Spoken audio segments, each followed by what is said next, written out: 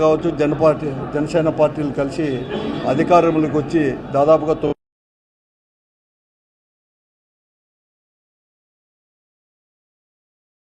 ప్రభుత్వం పరిపాలన పరంగా కానీ లేకపోతే వారు ఇచ్చిన హామీలు అమలు పరిచే దాంట్లో కానీ పూర్తిగా కూడా వైఫల్యం కూడా చెందింది.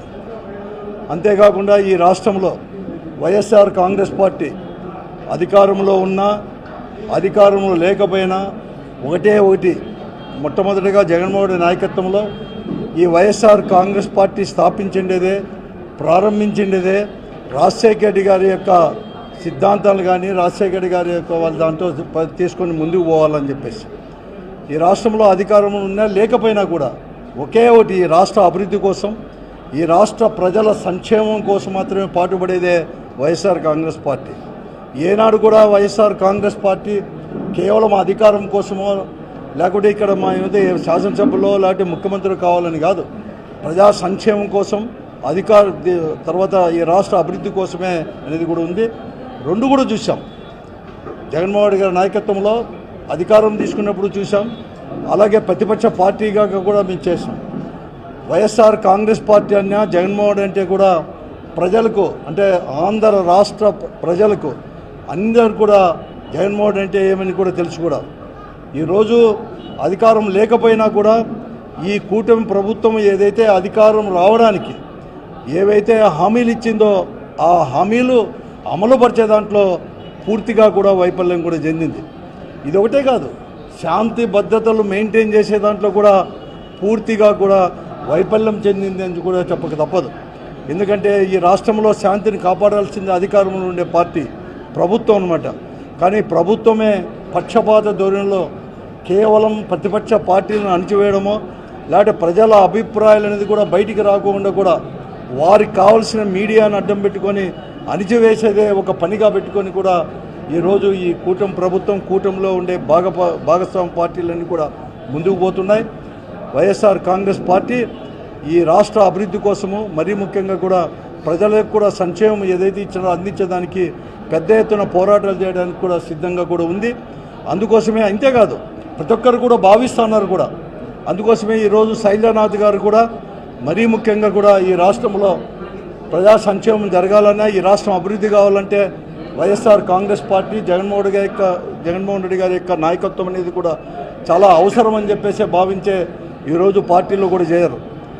శైలజానాథ్ గారు ఇంకా చాలామంది కూడా ఈ పార్టీలో చేయడానికి ముందుకు కూడా వస్తున్నారు. తప్పకుండా కూడా బలోపేతమై ఇంకా కూడా అనేక పోరాటాలు చేయడానికి కూడా సంసిద్ధంగా కూడా ఉంది మా పార్టీ అని చెప్పేసి కూడా ఈ సందర్భంగా మనవి చేస్తూ, ఇదే కాకుండా ఎందుకంటే ఈరోజు కూటమి ప్రభుత్వం అనేది కూడా ఈ రాష్ట్ర ప్రయోజనాలను కూడా వారి యొక్క రాజకీయ ప్రయోజనాల కోసం స్వార్థ రాజకీయ ప్రయోజనాల కోసం పణంగా పెట్టింది కేంద్ర ప్రభుత్వం దగ్గర. ఒకరోజు 2014లో ఈ కూటమి ప్రభుత్వం ఏర్పడినప్పుడు కూడా ఈ రాష్ట్రానికి యొక్క మేలు చేకూర్చే స్పెషల్ స్టేటస్ అనే దాన్ని కూడా కేంద్ర ప్రభుత్వం దగ్గర పణంగా పెట్టింది రాజకీయ స్వార్థం కోసం.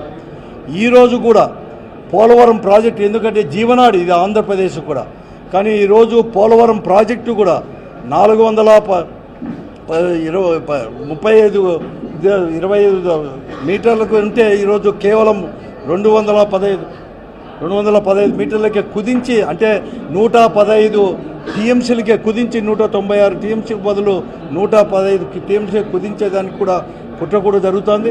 ఇవన్నీ దానిపైన కూడా వైఎస్ఆర్ కాంగ్రెస్ పార్టీ జగన్మోహన్ రెడ్డి నాయకత్వంలో కూడా పోరాటం చేయడానికి కూడా సిద్ధంగా ఉంది అని చెప్పేసి కూడా మనం చేస్తూ మరొకమారు కూడా శైలజానాథ్ గారిని స్వాగతం చేస్తూ అందరూ కలిసి ఈ జిల్లాలో కూడా నిజంగా కూడా మేము 14 సీట్లను కూడా పోగొట్టుకున్నాం 2 ఎంపీలతో సహా కూడా.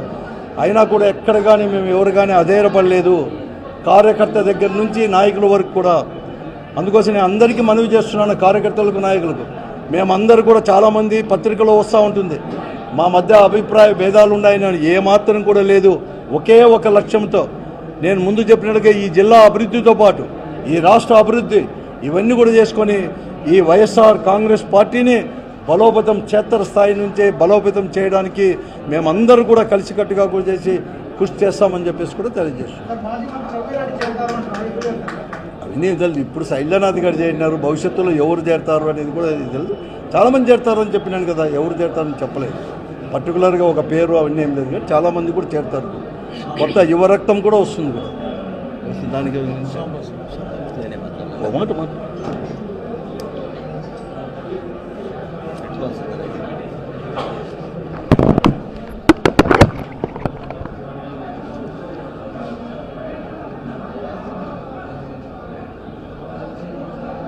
రాజకీయాల్లో విలువలు, విశ్వసనీయత అనే పదాలు చాలా అరుదుగా వింటుంటాం. స్వాతంత్రం వచ్చిన తర్వాత ఈ దేశ చరిత్రలోనే అంటే ఎన్నికలప్పుడు ప్రజలకు ఏదైతే మాట ఇస్తామో, వాగ్దానాలు చేస్తామో వాటిని తూచా తప్పకుండా, మాట తప్పకుండా వాటిని డెలివరీ చేయాలనే ఒక అర్థవంతమైన రాజకీయాన్ని నడిపిన ఏకైక నాయకుడు ఈ దేశంలో ఎవరైనా ఉన్నారంటే అది కేవలం జగన్మోహన్ రెడ్డి గారు మాత్రమే అని చెప్పడానికి నేను చాలా గర్వపడుతున్నాను.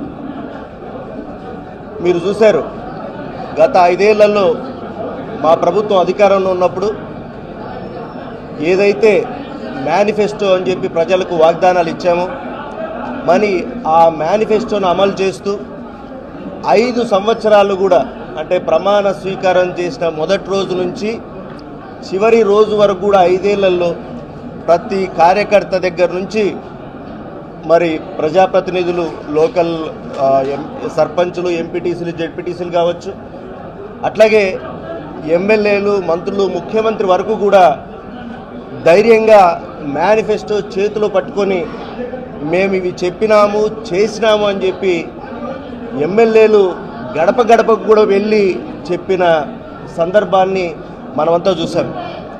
మరి ఇదే సందర్భంలో ఆ రోజు అంటే ఎలక్షన్స్కి ఒక 2-3 ఏళ్ల ముందు ఇదే చంద్రబాబు నాయుడు మరి ఈ రాష్ట్రము ఆర్థిక వ్యవస్థను దెబ్బతీస్తున్నాడు, జగన్మోహన్ రెడ్డి అప్పుల పాలు చేస్తున్నాడు, ఇది ఇట్లాగా చేసుకుంటూ పోతే ఈ సంక్షేమ కార్యక్రమాలన్నీ ఈ రాష్ట్రం మరో శ్రీలంక అయిపోతుందని మాట్లాడాడు. మళ్ళీ ఎన్నికలు వచ్చేసరికేమో ఎన్నికల 6 నెలల ముందు నుంచి కూడా మేము జగన్మోహన్ రెడ్డి గారు చేస్తున్న కార్యక్రమాలన్నింటినీ కంటిన్యూ చేస్తూనే వాటికి అదనంగా ఈ సూపర్ 6, సూపర్ 7 అనేవో వాగ్దానాలు కూడా చేశారు. మరి ఆ రోజు కూడా జగన్మోహన్ రెడ్డి గారు కావచ్చు, లోకల్ లీడర్లు మేమంతా కావచ్చు, చాలా సందర్భాల్లో ప్రజల్ని హెచ్చరించాం.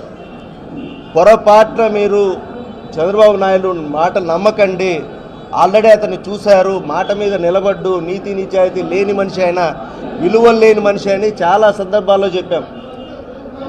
బట్ దురదృష్టవశాత్తు మరి ప్రజలు కూడా అతన్ని మళ్ళీ నమ్మారు. అంటే ఆ నమ్మకం కలిగించింది కూడా మా నాయకుడే అని మేము గర్వంగా చెప్తున్నాం. అంటే ఎవరు ముఖ్యమంత్రి అయినా ఈరోజు ఏవైతే సంక్షేమ కార్యక్రమాలు కావచ్చు, లేదా వాళ్ళకి జరిగే మంచి కావచ్చు, ఇవన్నీ కూడా కంటిన్యూ అవుతాయి. వాటికి అదనంగా చంద్రబాబు నాయుడు ముఖ్యమంత్రి అయితే సూపర్ 6 ఇవన్నీ కూడా చేస్తాడని నమ్మి ఒక 10% నమ్మి ఓటేశారు. కాబట్టి ఈరోజు మేము ప్రతిపక్షంలో కూర్చోవాల్సిన సందర్భం వచ్చింది. అయినా కూడా ఎక్కడా కూడా ఇందాక అన్న చెప్పినట్టు ఎక్కడా డీడాపలేదు. మన జిల్లాలో మరి ఎమ్మెల్యేలు, ఎంపీలు ఓడిపోయినా కూడా మరి ఆ రోజు నుంచి కూడా మరి మేమందరం కూడా గట్టిగా ధైర్యం చెప్తున్నాం కార్యకర్తలకి, లీడర్లకు కూడా. మేమంతా కూడా కేవలం జగన్మోహన్ రెడ్డి గారి సిద్ధాంతాలతో పార్టీ నడుస్తుంది. మేము కూడా ఆయన అడుగుజాడలో నడుస్తున్నాం. ఈ రాష్ట్ర ప్రజలకు మంచి జరగాలంటే ఖచ్చితంగా మళ్ళీ జగన్మోహన్ రెడ్డి గారిని ముఖ్యమంత్రిని చేసుకోవాలనే ఒక ఏకైక ఉద్దేశంతోనే ఈరోజు మేమంతా కూడా పనిచేస్తున్నాం.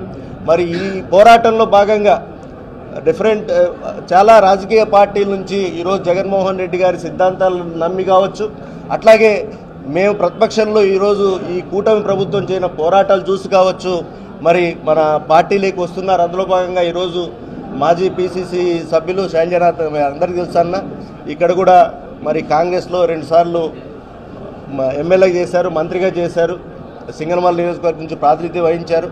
మరి ఈయన ఈరోజు పార్టీలోకి రావడం నిజంగానే సంతోషాల్సిన విషయం. మేమంతా కూడా స్వాగతిస్తున్నాం. అన్నే కాదు, ఇంకా ఎవరైనా సరే మా పార్టీ సిద్ధాంతాలు నమ్మి జగన్మోహన్ రెడ్డి గారితో కలిసి ఈ కూటమి ప్రభుత్వం చేస్తున్న అరాచకాలను ఎదుర్కోవడానికి ఎవరొచ్చినా కూడా స్వాగతించడానికి సిద్ధంగా ఉన్నాం.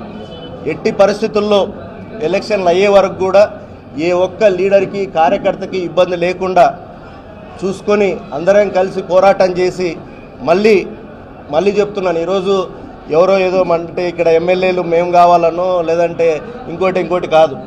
ఈ రాష్ట్ర ప్రజలకు మంచి జరగాలంటే అంటే అది అభివృద్ధి కావచ్చు, సంక్షేమం కావచ్చు, అన్ని రకాలుగా సమగ్రంగా అభివృద్ధి చెందాలంటే మాత్రం జగన్మోహన్ రెడ్డి గారు ముఖ్యమంత్రి కావాలనేదే మా అందరి ఏకైక ఆశయం, పట్టుదల. దాని మీదనే పనిచేస్తాం, కలిసికట్టుగా పనిచేస్తాం. ఈ జిల్లాలో మళ్ళీ మన పార్టీకి పూర్వం తెచ్చి మళ్ళీ 12 ఎమ్మెల్యేలు 2 ఎంపీలు కూడా 14 ఎమ్మెల్యేలు 2 ఎంపీలు 2 కూడా మొత్తం గెలిచేలాగానే మేమంతా కష్టపడి పనిచేస్తామని ఈ సందర్భంగా తెలియజేస్తాం.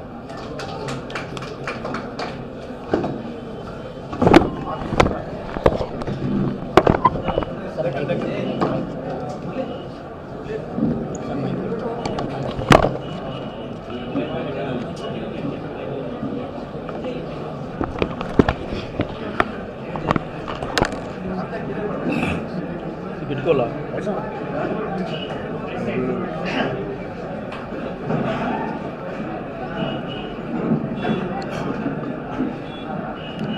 స్నేహితులారా నమస్కారం.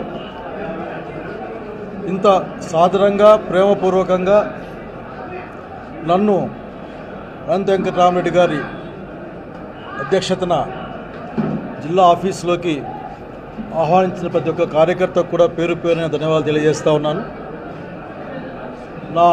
నాతో పాటుగా కూర్చున్న మిత్రులు, సన్నిహితులు, ప్రత్యేకించి కళ్యాణదుర్గం బావమర్ది రంగయ్య గారు, అట్లాగే తమ్ముడు సాంబశివారెడ్డి గారు, వీరాంజనేయులు గారు, గోకుల్, ఇలా అక్క కొన్ని పేర్లు ఇంకా భవిష్యత్తులో అన్ని పేర్లు గుర్తుకొస్తాయి లాగలేదు. ఈ సందర్భంగా ఒకే ఒక్క మాట, ఒక 2 మాటలు పంచుకోవాలనుకుంటా ఉన్నాను. ఈ రోజున ఆంధ్రప్రదేశ్ రాష్ట్రంలో ఎన్డీఏ కూటమి చంద్రబాబు నాయుడు నాయకత్వంలో సత్యదూరమైన హామీలు ఇచ్చి సత్యదూరమైన మాటలు అబద్ధాలు చెప్పి రోజున గద్దెనెక్కిన నేపథ్యంలో ఆంధ్రప్రదేశ్ రాష్ట్ర ప్రజలకు కష్టాలు రోజుకు పెరుగుతున్న కాలంలో ఎన్డీఏ యొక్క ఆర్థిక సామాజిక విధానాల్ని, రాజకీయ విధానాలను ఎదుర్కోగలిగింది జగన్మోహన్ రెడ్డి నాయకత్వంలో ఉన్న వైఎస్ఆర్సీపీ పార్టీని నమ్మి ఇక్కడి నుండి ఎన్డీఏ కూటమిని ఎదుర్కోవాలి అనే ఉద్దేశంతో చేరడం జరిగింది. ఈ సందర్భంగా మీతో ఒక మాట చెప్పాలనుకుంటా ఉన్నాను. రాజకీయాలు అన్నది అందరికీ చెప్పాలనుకున్నా, ఈ జిల్లాలోను ఈ రాష్ట్రంలోను కూడా రాజకీయాలు అన్నది ప్రజల సంక్షేమం కోసమే కానీ ఏదో ప్రతీకారాల కోసం కాన సంగతి అధికార పక్షం గుర్తుపెట్టుకోవాలి.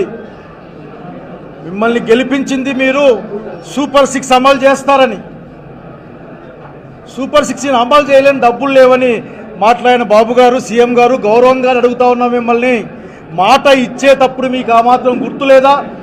మీ దగ్గర పైసలు ఉన్నాయో లేదో ఆలోచన లేదా?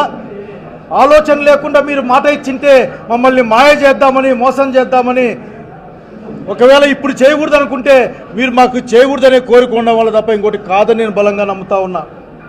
మీరు ఆ రోజు ఎన్నికల్లో చెప్పారు కదా, 12 లక్షల కోట్ల రూపాయలు జగన్మోహన్ రెడ్డి గారు అప్పులు చేశారు అని చెప్పేసి. అదే అసెంబ్లీలో మళ్ళీ 6.5 లక్షలకి 7 లక్షలకు కుదించి దాదాపు 7 లక్షల కంటే తక్కువ కోట్లు అప్పు ఉన్నాయని చెప్పారు కదా. అంటే అచ్చంగా మీకు ఇప్పుడు 4 కోట్లు, 4 లక్షల కోట్లు, 5 లక్షల కోట్లు లాభం వచ్చింది కదా ఆ లెక్కల్లోనే. సూపర్ 6 అమలు చేయడానికి సంవత్సరానికి 48,000 50,000 కోట్ల ఖర్చు అవుతుందని మీ లెక్కలు చెప్పారు కదా. ఆ లెక్కన 10 సంవత్సరాలు చెప్పొచ్చు 5 లక్షల కోట్లు అయితే. 3 లక్షల కోట్ల అనుకున్నా కానీ ఏ సంవత్సరం కూడా ఇబ్బంది లేకుండా ఆఖరికి సూపర్ 6 అమలు చేయొచ్చు. మీరు దయచేసి ప్రజలకు ఇవ్వాలంటే మీకు కష్టంగా ఉంటుంది.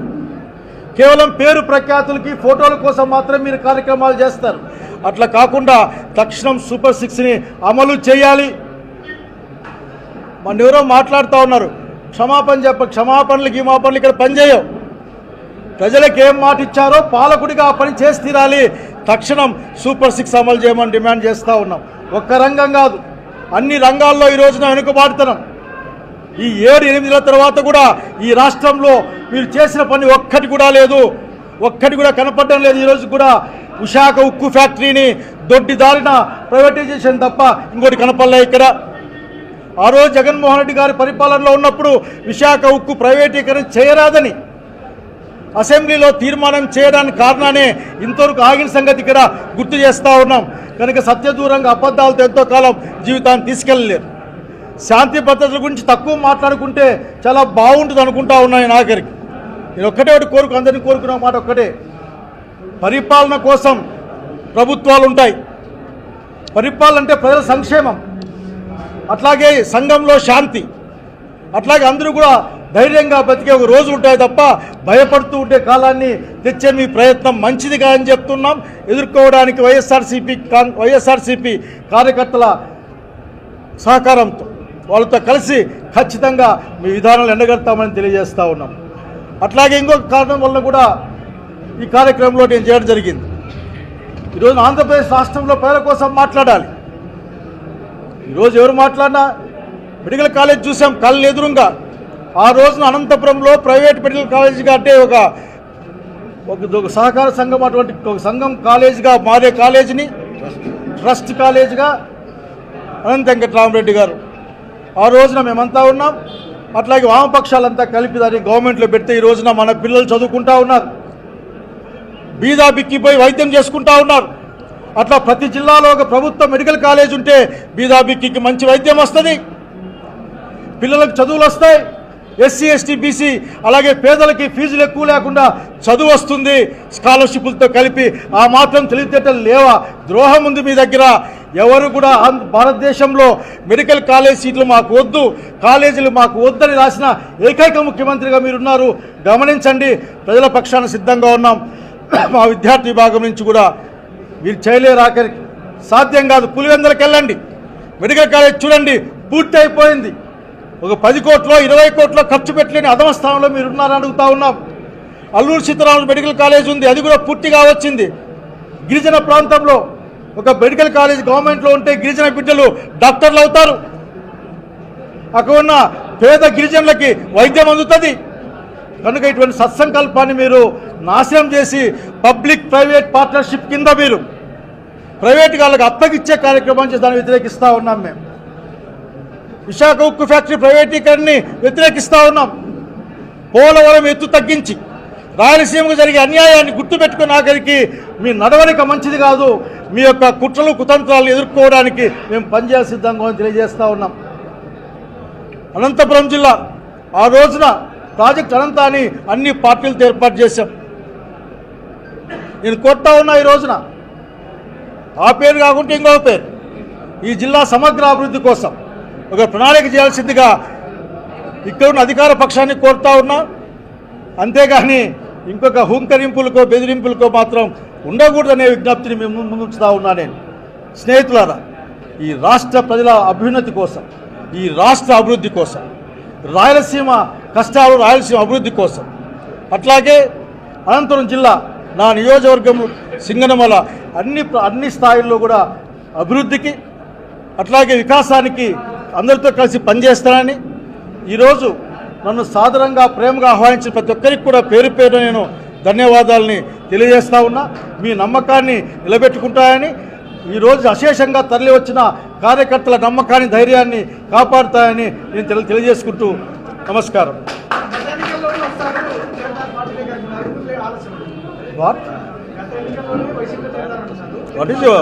I don't know what is your problem brother. ఈ రోజున చేరుదాం అనుకున్నా, చేరాను. కానీ గతంలో బతకడం నాకు ఎక్కువ ఇష్టం ఉండదు. ఆఖరికి గతాన్ని గుర్తుపెట్టుకుంటా, గతాన్ని మర్చిపోను, కానీ భవిష్యత్తులో ఆలోచన పెట్టుకుంటా. వర్తమానంలో బతికే ఆలోచన నాది. సో ఈ రోజున చాలా విషయాలు చాలా కాలం మాట్లాడుకుంటాం. ఒక్క కొత్త స్కూల్ వచ్చింది ఈ రాష్ట్రంలో, ఈ జిల్లాలో. నేనంటే బాగుండదు కానీ మేము కట్టినవి కానీ, కనుక మాట్లాడదాం, తప్పేం లేదు. Today is fact.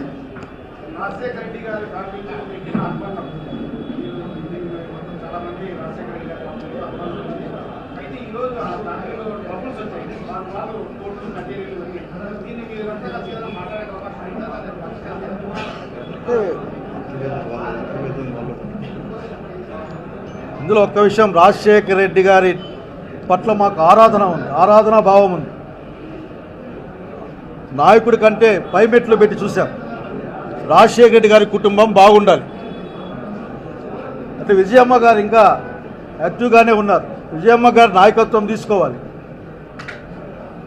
అన్నదమ్ముల మధ్య, అక్క చెల్లెల మధ్య, అన్న చెల్లెల మధ్య మనమేంటి, రాజశేఖర రెడ్డి గారు బాగుండాలి, రాజశేఖర కుటుంబం బాగుండాలి అనుకునే వాళ్ళని తప్పనిస్తే.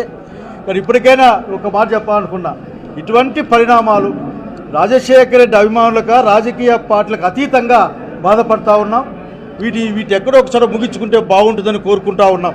కనుక ఆ విధంగా ఆలోచించమని నేను వాళ్ళకి ప్రత్యేకించి, పేర్లు ఎందుకు కానీ ప్రత్యేకించి రాజశేఖర రెడ్డి కుటుంబ సభ్యులు నేను మనస్ఫూర్తిగా కోరుకుంటున్నాను, విన్నవించుకుంటున్నాను.